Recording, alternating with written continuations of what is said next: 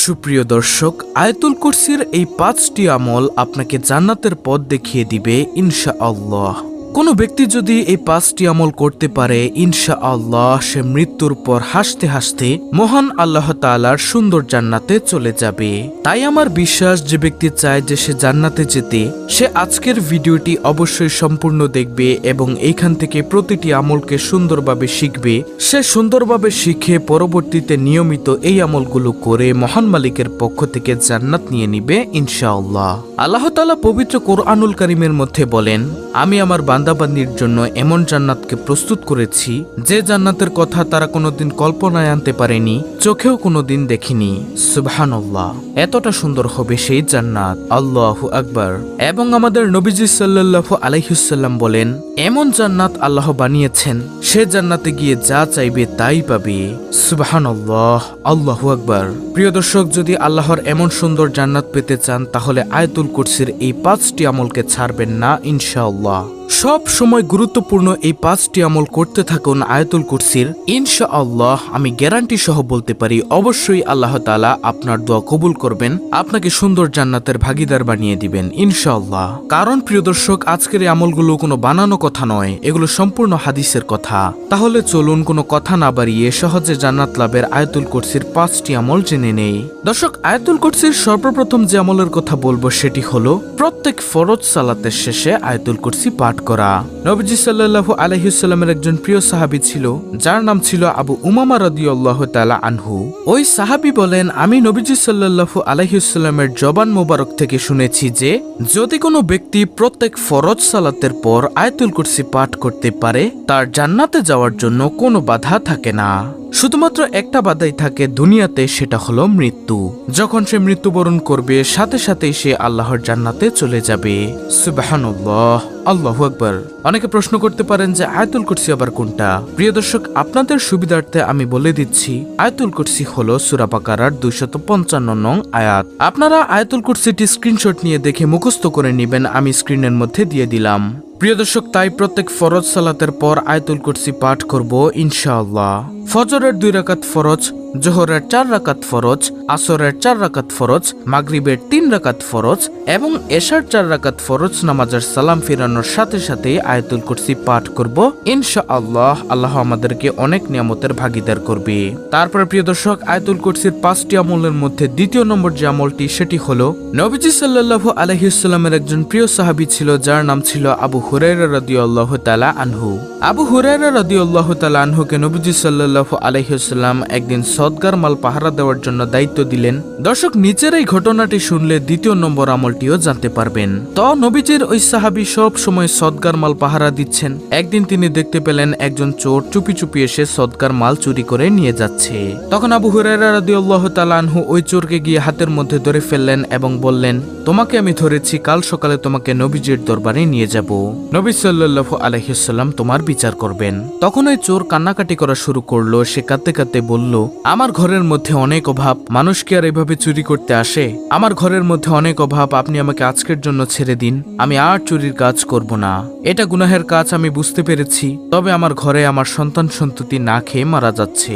তখন আবু হুরায়রা রাদিয়াল্লাহু তাআলা আনহুর মায়া লেগে গেল, কারণ নবীজির সাহাবীদের তো ছিল অনেক বেশি মায়া।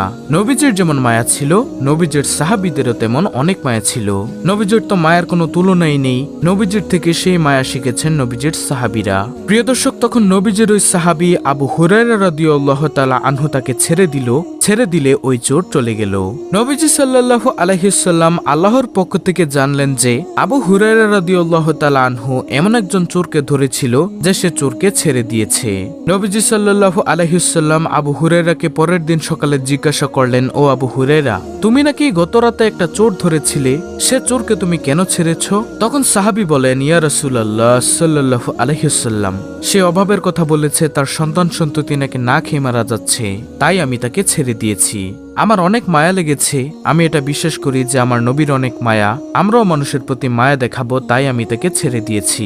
নবীজি সাল্লাল্লাহু আলাইহি ওয়াসাল্লাম বললেন, ও আবু হুরায়রা শোনো, সে তোমাকে মিথ্যা কথা বলেছে, আজকে রাতে সে আবার আসবে। তখন নবীজির ওই সাহাবী আজকে রাতেও পাহারা দিচ্ছেন এমন সময় দেখতে পেলেন সেই চোর আবার এসেছে চুরি করতে। তখন নবীজির সাহাবী গিয়ে সেই চোরের হাতের মধ্যে ধরে বললেন, গতকালকে তোমাকে ছেড়ে দিয়েছিলাম, তুমি ওয়াদা করেছিলে যে আর আসবে না, আজকে তুমি আবার ওয়াদা ভঙ্গ করেছো, আজকে তোমাকে আর ছাড়া হবে না, তোমাকে আমি নবীজির দরবারে নিয়েই যাব। তখন ওই চোর আবার কান্নাকাটি শুরু করলো। সে চোর কাঁদতে কাঁদতে বলল, মানুষ ভুল করে, আজকে ধরুন আমি ভুল করে এসেছি, আপনি আমাকে ক্ষমা করেন না। আল্লাহ মানুষকে ক্ষমা করে দেন ভুলের কারণে, আর আপনি কেন ক্ষমা করতে পারবেন না? আপনি আমাকে ক্ষমা করে দিন। এভাবে সেই চোর নবীজির সাহাবীকে বোঝাতে থাকে। তখন নবীজির ওই সাহাবী বলল, ঠিক আছে, আর তুমি আসবে না। ওই চোর চলে গেল। নবীজি পরের দিন জিজ্ঞাসা করলো, ও আবু হুরায়রা, চোর তো আবার এসেছিল, তুমি তাকে কেন ছেড়ে দিয়েছো? কেন তুমি তাকে ছেড়ে দাও, একটু বলো তো। আবু হুরায়রা রাদিয়াল্লাহু তাআলা আনহু বলেন, ও নবী, আমি তাকে ছাড়ার একমাত্র কারণ হলো সে অভাবের তাড়না দেখিয়েছে, আমার তার প্রতি একেবারে মায়া লেগে গেছে, তাই আমি তাকে ছেড়ে দিয়েছি। তখন নবীজি সাল্লাল্লাহু আলাইহি ওয়াসাল্লাম বলেন, ও আবু হুরায়রা শোনো, সে তোমাকে যাই বলেছে সব মিথ্যা বলেছে, সে আজকে রাতে আবার আসবে। নবীজির ওই সাহাবী একেবারে মনটা মলিন করিয়া মনে মনে ভাবতে লাগে, সে আজকে রাতে আবার আসবে, আজকে আর তাকে ছাড়া হবে না।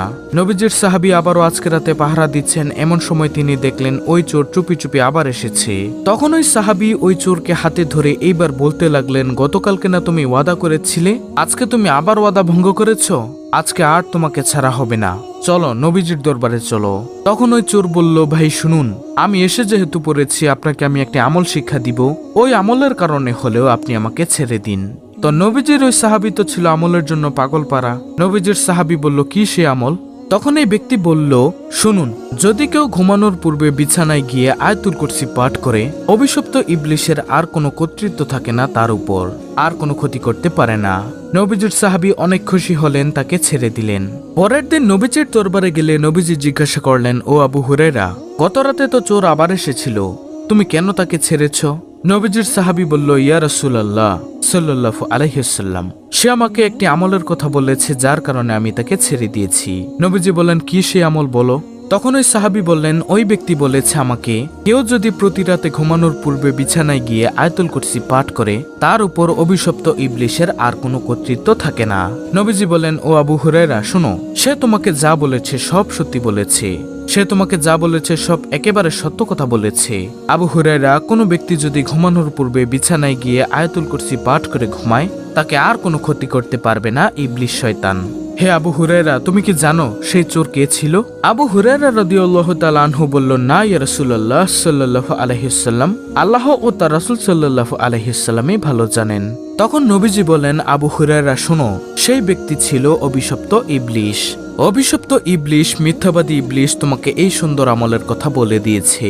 সুবহানাল্লাহ। তো প্রিয় দর্শক, দ্বিতীয় নম্বরে আমলে আমরা কি জানতে পারলাম? যে যদি কোনো ব্যক্তি প্রতি রাতে ঘুমানোর পূর্বে বিছানায় গিয়ে আয়াতুল কুরসি পাঠ করে, তাকে অভিশপ্ত ইবলিশ শয়তান আর কোনো ক্ষতি করতে পারবে না। আল্লাহু আকবার। তারপরে আয়াতুল কুরসির 5টি আমলের মধ্যে তৃতীয় নম্বর আমলটি হলো, কোনো ব্যক্তি যদি সকালে ফজরের পর ও মাগরিবের পর আয়াতুল কুরসি পাঠ করে, পাঠ করার পরে তার শরীরটাকে মাসহ করে দেয়, সারা দিন রাত 24 ঘন্টা তার আর কোনো ক্ষতি হবে না ইনশাআল্লাহ।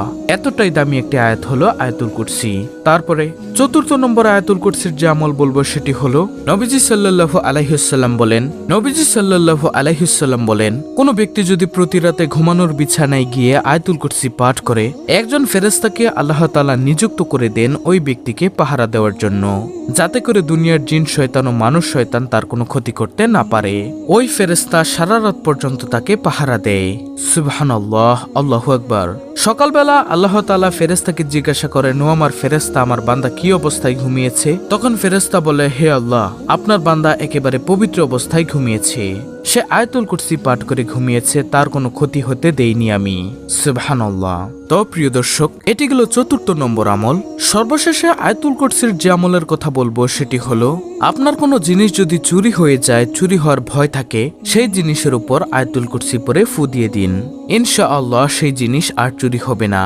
আল্লাহ তাআলা সেই জিনিসকে হেফাজত করবেন ইনশাআল্লাহ। তো আশা করি প্রিয় দর্শক এই 5টি আয়াতুল কুরসির আমল বুঝতে পেরেছেন।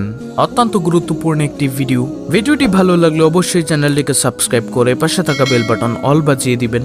ভিডিওটিতে একটি লাইক দিবেন এবং কমেন্টে আমিন লিখবেন এবং অন্য মুসলিম ভাই বোনদের কাছে ভিডিওটি শেয়ার করে দিবেন যেন তারাও দেখে শিখে আমলটি করতে পারে। আল্লাহ রাব্বুল আলামিন আমাদের সকলকে আয়াতুল কুরসির আমল করার তৌফিক দান করুন। আমিন।